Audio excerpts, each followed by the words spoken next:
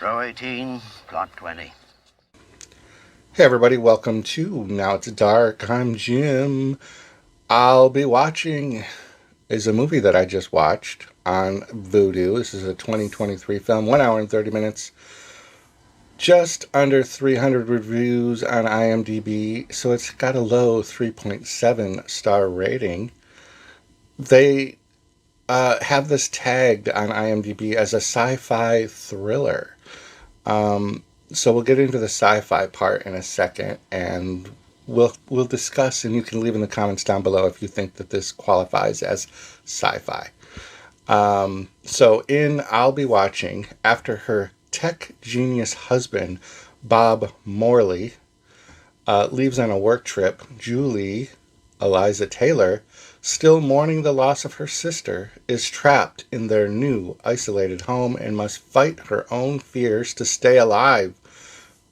Written by Eliza Manzini and Sarah Samadi Michaels. Directed by Eric Bernard, and it stars, aside from Eliza Taylor as Julie and Bob Morley, her husband Marcus, there is David Keith, plays Sheriff Anderson. He is recognizable when you see him, but he's old. So you look at him and he's got this older look, and you're like, how do I know him? But you definitely, if you look him up, you've seen hundreds of things that he has been in. So also, the sister, Rebecca, is played by the fantastic Hannah Fierman, who has become this reoccurring actress that I truly do enjoy. She was in the VHS. She's the one that I like you, with the big bug eyes, and she's in the hotel room and she's having sex and she's got the gnarly feet and she gets the wings, whoop whoop, from that movie VHS.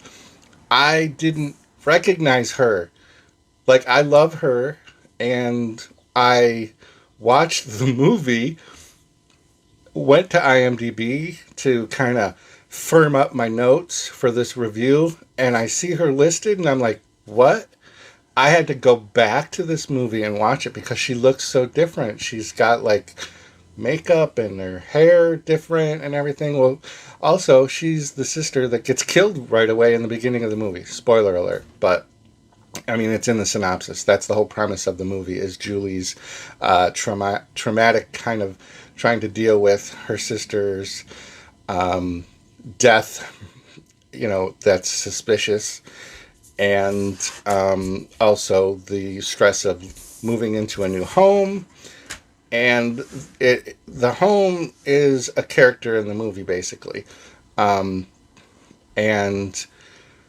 Marcus, Julie's husband, has installed this super AI tech security system, and it'll order your groceries. It'll open your laundry door, the laundry machine. It opens and closes the door, which actually is a story point in this movie. So yeah, so Julie's not big on this whole tech thing, and the voice is a female AI voice, and it's kind of annoying, actually. It's and it seems to be super comfortable with Marcus. It's a little weird, like that. You can obviously tell that there's some kind of affection toward Marcus, I guess, as the creator, or hunky piece of meat, I guess. I don't know. But it was weird and noticeable right away. Then we have this traumatic Julie seeing her doctor, who's prescribing medication so Julie can kind of chill. Julie seems to always just be taking her medication with wine, because who doesn't do that? But they hammer that a lot in the beginning of this movie. So immediately when I'm picking up these signs of that, they are constantly showing her taking her medication with wine, and the doctor and the friend and the husband are all telling her to stop doing it, and it's really repetitive, that they're establishing that stuff's going to start happening that Julie's going to talk about that no one's going to believe, because they're going to say she's high on her medication and wine, or hallucinating, or drunk, or she dreamt it. And yes, that all happens. So if that's a spoiler, then you aren't paying attention to that very, very hard-driven plot point there. So then the husband has to go away. So now she's alone. Julie's alone. Marcus can watch through the security cameras and communicate through the cameras. Julie doesn't like that. She would prefer traditional phone calls. So that becomes like a weird thing. We're introduced to other characters. There's a mailman.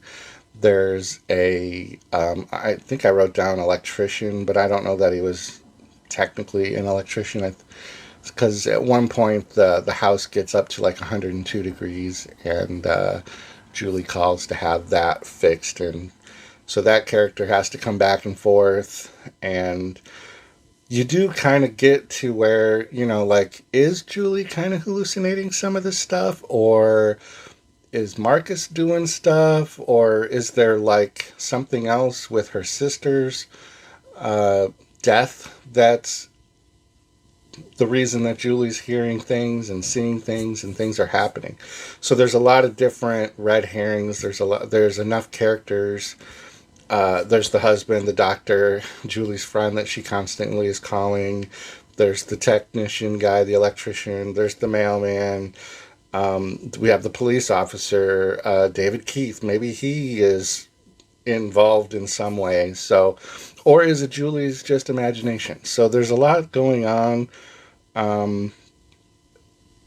And I don't know. Then it kind of like gets to a tipping point when then there is kind of like a little bit of a twisty reveal involving the husband, and you're like, oh, so is he involved in this or not? And that kind of is like story driven, and he's out of town, right? So he can't be doing anything nefarious. And she called the technician, so he couldn't be doing it. And the mailman's just the mailman. He's just delivering mail, right? So he, even though he's really creepy, he can't be doing this. So what's going on?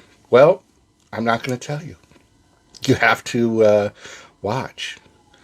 You have to be the person that says, I'll be watching, which actually is a line from the movie. So that was kind of clever. As soon as I heard one of the characters say, I'll be watching, oh, can you hear that? I was like, okay, there's the title.